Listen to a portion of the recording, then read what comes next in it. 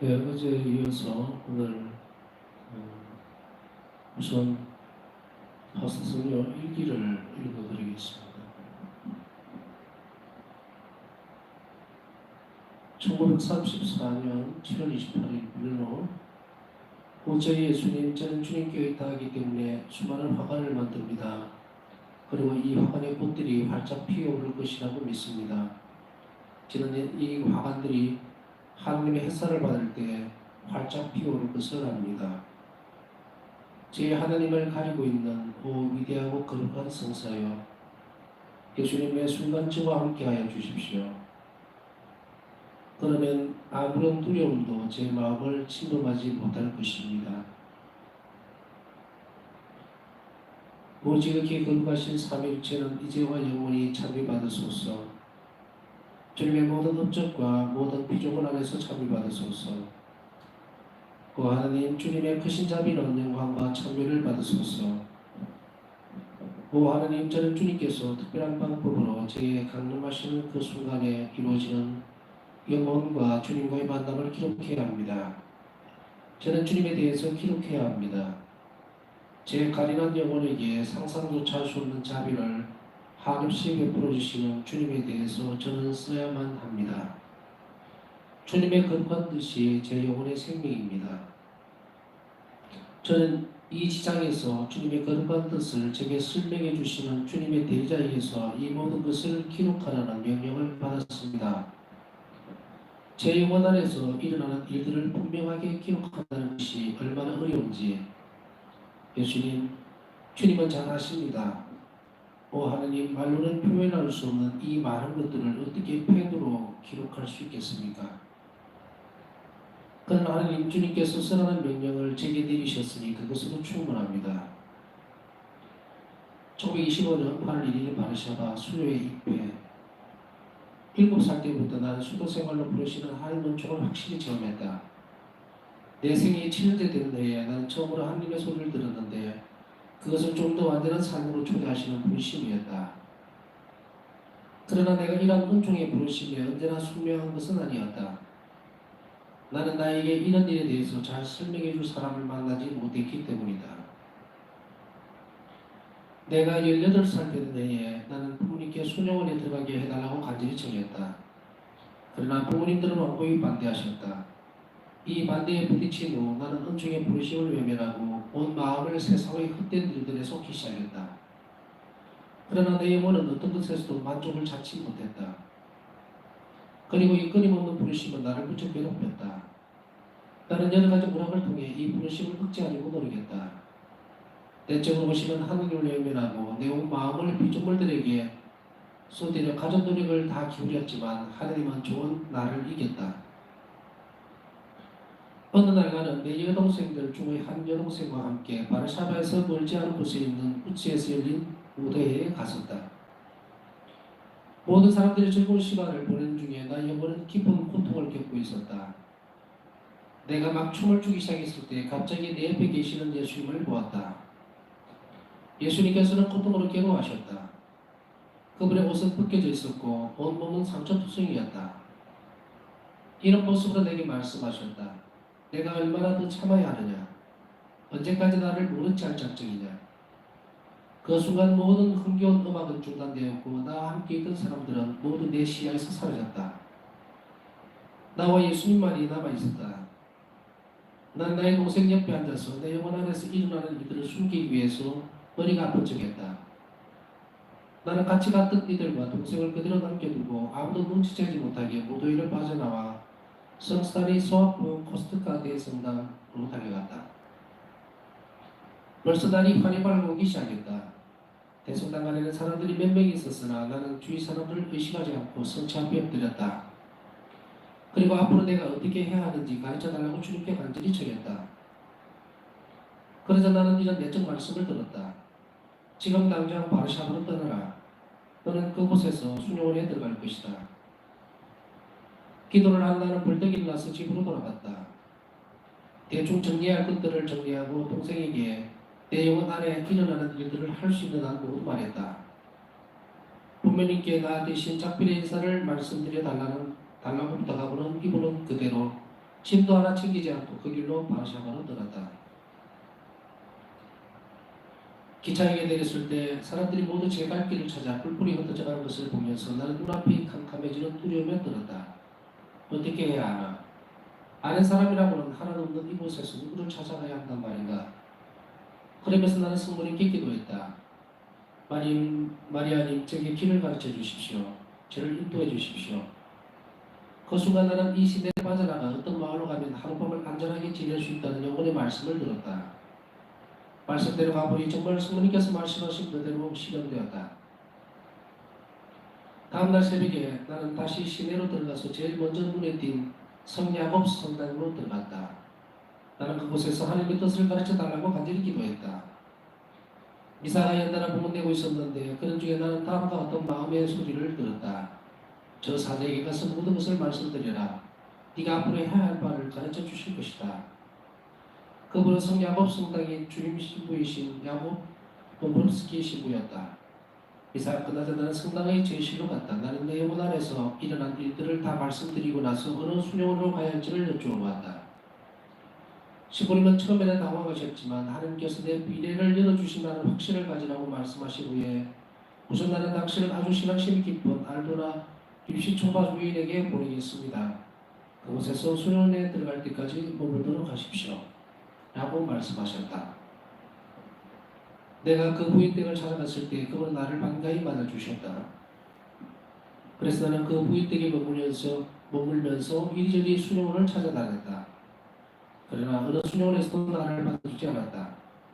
슬픔에 사로잡힌 나는 주님께 말씀드렸다. 주님, 저를 도와주십시오. 저를 혼자 내버려 두지 말아주십시오. 그리고 마지막으로 문을 두드린 곳이 바로 내가 지금 속해 있는 수녀회였다.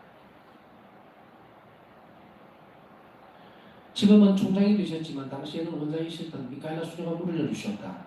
그분은 몇 마디 말씀을 나눈 후에 이 집의 주인님께 가서 나를 받아들이시겠는지 여쭈어보라고 하셨다.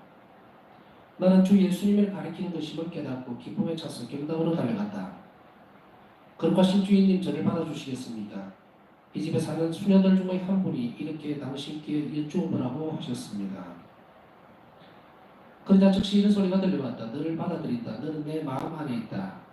내가 경당에서 돌아왔을 때 원장 수님은 제일 먼저 주님께서 당신을 받아주셨나요? 라고 물었다. 내가 예 하고 대답하자 주님께서 받아주신다면 나 역시 받아들입니다 하고 그분은 말씀하셨다. 이런 과정을 거쳐서 수녀는 나를 받아들였다. 하지만 여러 가지 이유로 나는 아직 1년 이상 그 알도나 유십조가 부인과 함께 숙소에 머물러 있어야만 했다. 그러나 나는 집으로 돌아가지는 않았다. 이 기간 동안 나는 수많은 어려움을 겪어야 했다. 그러나 주님께서는 당신의 은총을 아낌없이 부어주셨고 주님을 향해서 점점 커지는 갈망이 나를 사로잡기 시작했다. 신앙심은 거두겠지만 수도생활의 행복을 이해하지 못하는 이 부인은 친절한 마음에서 자기 나름대로 내 장래 생활에 대한 다른 계획들을 세우기 시작했다. 그렇지만 나는 내가 너무나 큰 뜻을 가졌기 때문에 이 세상에 아무것도 내 마음을 채울 수 없다는 것을 알고 있었다. 그래서 나는 하나님께로 향하는 온전한 그리움을 가슴에 품고 그분께로 향했다. 오늘 읽었던 일기는 바사성녀가 어떤 경위를 통해서 수녀를 입회하게 되는가 것을 적으로 보였습니다. 어제도 잠깐 말씀을 드렸지만 오늘 이제 읽게 되죠. 왜 바사성녀가 과거의 일들, 지나간 일들은 결국 돌아올 수 없다.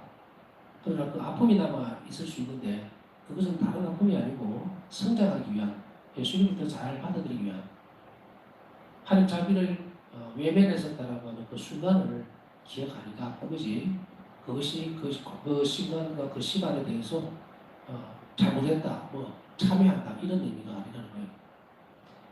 참된 사랑은 상대방이 완전히 그것을 받아들일 때까지 기다려줍니다. 온풍과 같이 정말 따뜻한 바람이면서 스스로 깨달을 수 있도록 만드는 것이 하나님의 자비입니다. 윽박지르거나 억압하거나 혹은 위협을 가해서 하나님 당신을 드러내는 법은 결코 없다는 것입니다. 우리가 잘못된 순간에도 예수님께서는 슬퍼하시면서 계신다는 것을 오늘 일기에서 분명하게 드러내고 있죠. 바사성녀의 집은 너무 가난했기 때문에 바사성녀가 수련에 들어가게 해달라고 하는 18살 때는 이미 동생들도 많고 하기 때문에 살림이 너무 어려워서 이 바사성녀가 일을 하지 않으면 부양을 할 수 있는, 가족들 부양을 할 수도 없는 그런 상황입니다. 그래서 반대를 했고 여기에 큰 좌절감을 느끼게 되죠. 수련을 하지 못했다는 그 생각 때문에 바사성녀는 오늘 여기에서 이렇게 고백을 합니다. 헛된 일들에 속기 시작했다. 수련을 하지 못하니까 예수님 부르심을 분명히 느끼긴 했는데 여건이 안 되니까 그럼 아닌가 보다 하고 자포자기는 심정으로 세상적인 것에다가 이제 모든 관심을 좀 가지기 시작해요. 그러나 그 가운데서도 이 끊임없이 부르심을 느꼈기 때문에 바사성녀는 내적으로 굉장히 괴로웠다 이렇게 표현을 하고 있죠. 그렇지만 이 부르심을 억제하려고 굉장히 많은 노력을 해요. 억제하려고 한다는, 부르심을 억제하려고 한다는 반대 극부적인 상황을 만들어낸 것이 내 온 마음을 피조물들에게 쏟으려고 가진 노력을 했다 이런 게, 하지만 은총은 나를 이겼다. 바사성녀가 오늘 이겨서 봤듯이 무도회에 가서 있을 때 예수님은 그 시간에도 예수님께서는 계셨다는 거예요. 우리가 그것에 은총에 협력하고 좀 더 깊이 들어가려고 하는 노력을, 이걸 일종의 부주의라고 이해할 수가 있는데, 아직까지 그러나 바사성녀는 영성적으로 깊이 있게 성장하지 못한, 이제 막 발을 딛기 시작하는 그런 상황을 잘 보여주고 있습니다. 온몸을 상처투성이로 나타나셔서 내가 얼마나 더 참아야 하느냐, 언제까지 나를 모른 채 할 작정이냐, 마음이 참 아픈 순간이라 하더라도, 괴롭고 힘든 고통스러운 순간이라 하더라도 우리는 그 순간을 기억하는 것이 아니라 그 시간대에 나와 함께 예수님이 처절하게 고통을 당하고 계셨다는 사실을 나를 위해서, 그래서 우리는 하나님 자비를 더 잘하기 위해서 우리는 끊임없이 성취 앞에서 무엇을 묵상해야 될 것인가? 그것은 바로 예수님의 순환을 끊임없이 묵상하고 그곳에서 나오는 하나님의 은총을 고하도록 해야 됩니다. 십자가상에 매달리셨던 그 예수님은 온 세상을 위해서 희생제물로서 당신을 복원하셨지만 우리 각 개개인으로 봐서는 나를 위해서 십자가에 달리셨다는 것을 결코 우리는 잊지 말아야 합니다.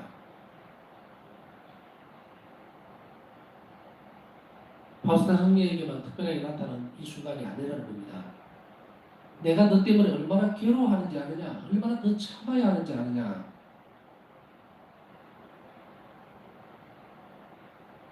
우리는 오늘 이 부분에서 때때로 잘못 생각할 수 있는 것은, 예수님의 순환을 생각하면서 세상에 고통받는 사람들, 또 죄악 때문에 범죄를 저지르는 사람들 때문에, 추악한 사람들 때문에,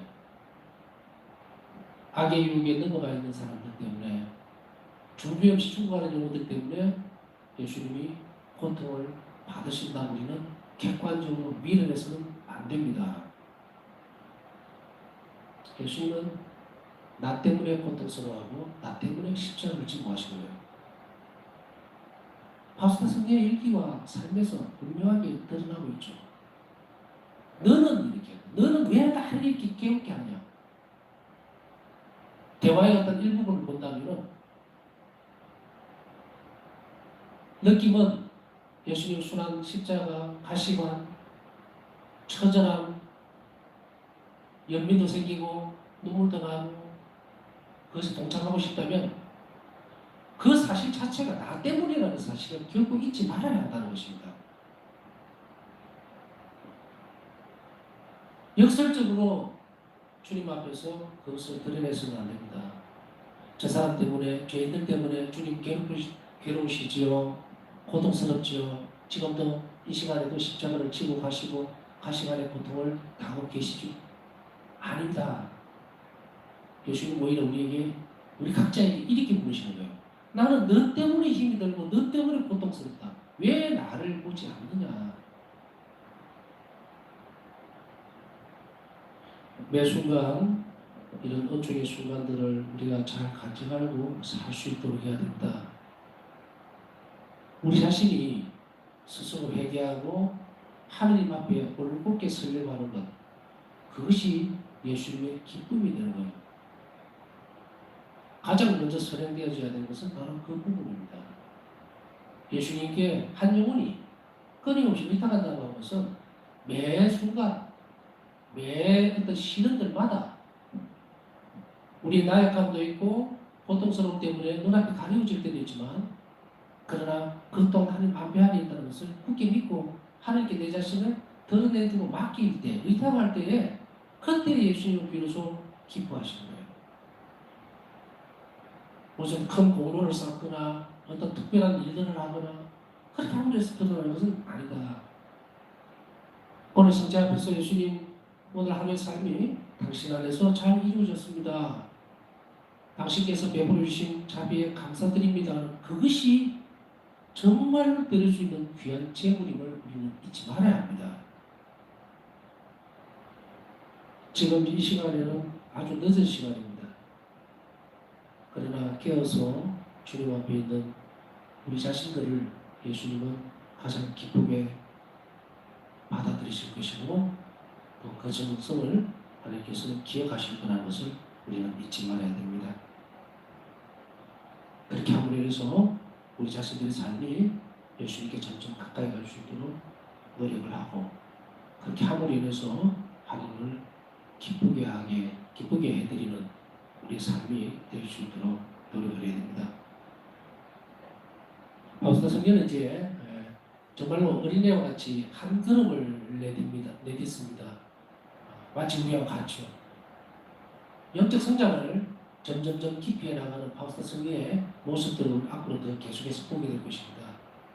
그 길을 객관적으로 보지 말고 어떻게 바우스다 성경가 한 영혼이 점점 성장함으로 인해서 예수님과 일치해 가는지, 예수님께 완전히 의탁할 수 있는지 우리는 이 시간들을 빌어서 배워야 되고, 필요한 정도를 이 시간을 통해서 청하도록 해야 될 것입니다. 감시라는 계신 예수님은 나 때문에 기뻐하실 것이고 나 때문에 슬퍼하신다는 것.